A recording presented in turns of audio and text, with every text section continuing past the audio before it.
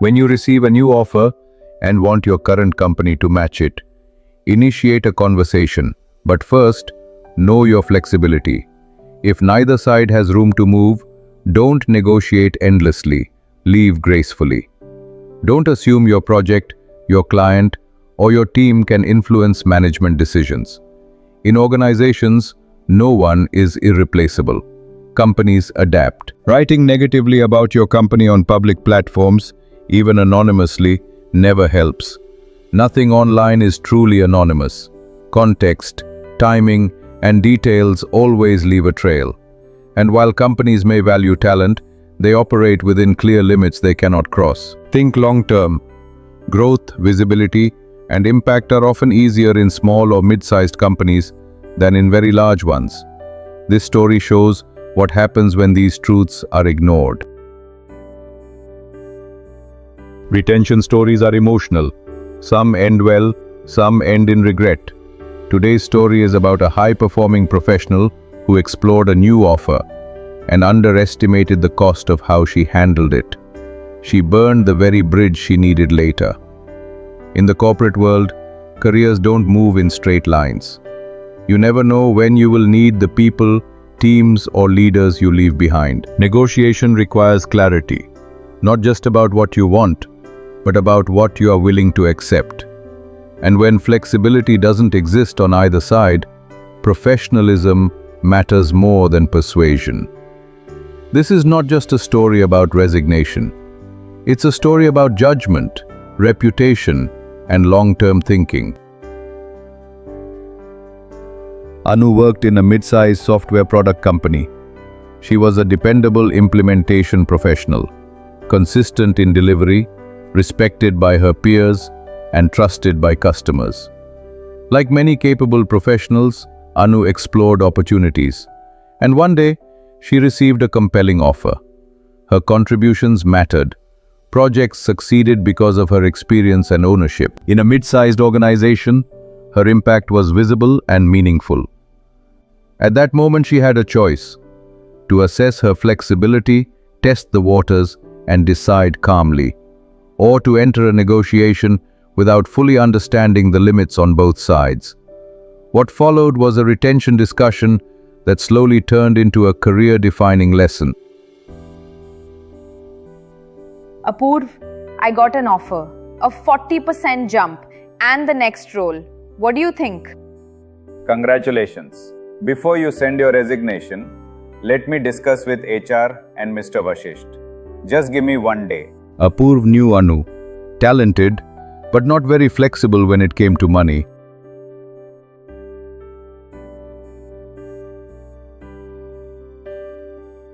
Her project feedback is consistently positive. Customers trust her and she delivers reliably. If we are considering retention, she is a reasonable candidate. Will she stay if we get close to her offer? She might, but she is strict about compensation. Give me a week. But remember, we can't disturb comp parity. Let me see what we can stretch.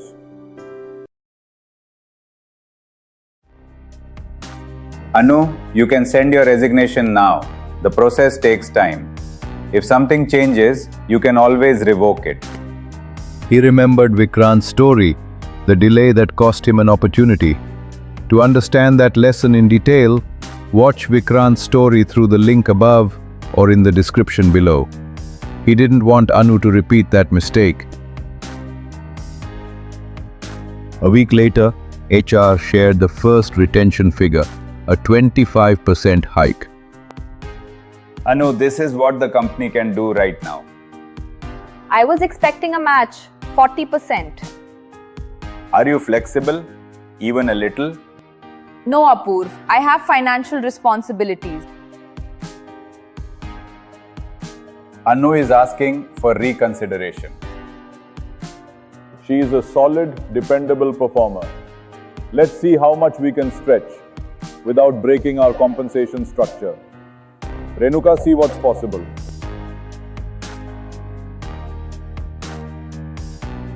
Here's the best we can do. A 30% hike plus a retention bonus. Total value 35%. In the next promotion cycle, she will get further growth. Apurv, explain this to her clearly.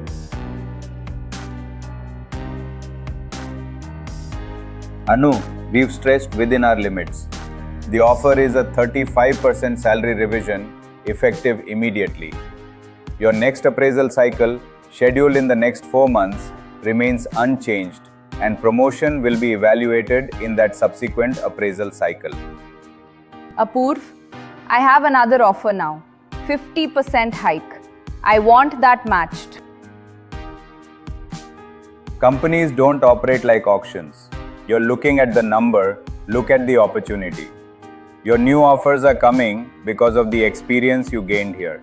Think long term. No, Apurv. Let's talk only if we can match 50%. That won't be possible. I'll inform HR to proceed with your resignation. Unable to move the discussion forward on her own, Anu believed that involving the project team might change the outcome.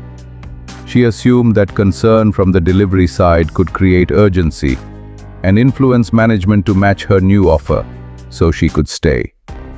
Typically, resignation communication is handled by leadership, shared with project teams only after a replacement plan is in place, so continuity and confidence are maintained.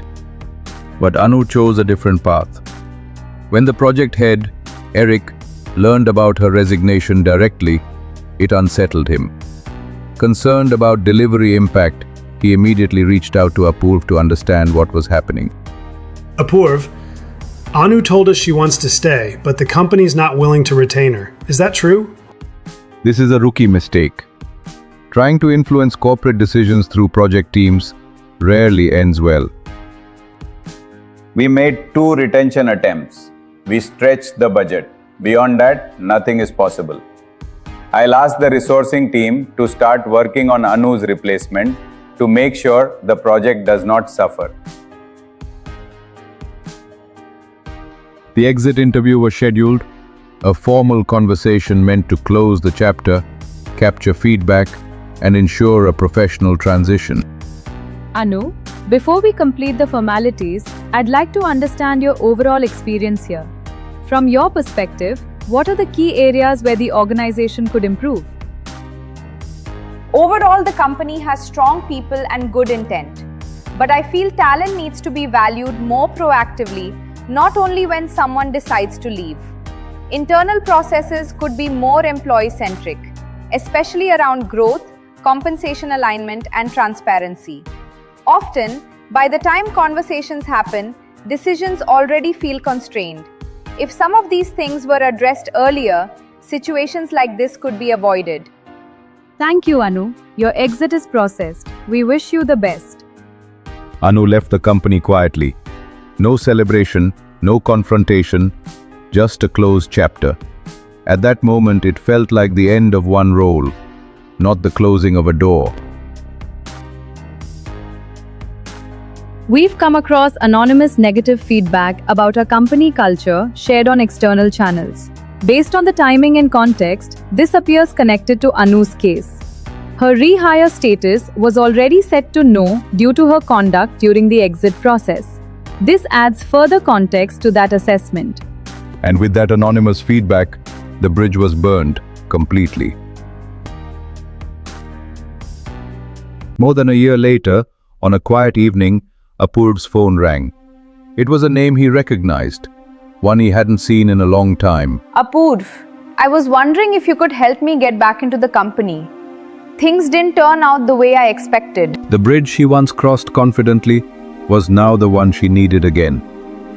Anu, I understand your situation. At the moment, hiring is on hold, so there isn't much I can do right now. If I do come across a suitable opening in the future, I'll let you know. Apurv was aware of Anu's rehire status internally. It was confidential information, not something he could share with her directly. He also knew that because of this, returning to the company would be extremely difficult. At the same time, he could sense that Anu wasn't in a good mental space. So, instead of shutting the door firmly, he chose a softer response, leaving her with space to reflect. Anu wasn't wrong for exploring opportunities. She wasn't wrong for negotiating. She wasn't wrong for wanting more. But she made 3 mistakes, big ones. Let's return to the fundamentals. When you receive an offer and want your company to match it, start with clarity. Know your flexibility and respect theirs. If alignment isn't possible, leave with dignity. Don't assume teams, clients, or projects can override management decisions. No individual is irreplaceable. Organizations are designed to continue. Using public platforms to express frustration about your company, even anonymously, rarely helps. What may feel like an emotional release can still be traced and can permanently damage trust. Companies must balance compensation across many employees. Special cases have limits. Think long-term about growth, learning, and visibility. Often, small and mid-sized companies offer faster impact and stronger career acceleration than large enterprises. Negotiation is a skill, professionalism is a choice, and reputation, once damaged, is difficult to rebuild.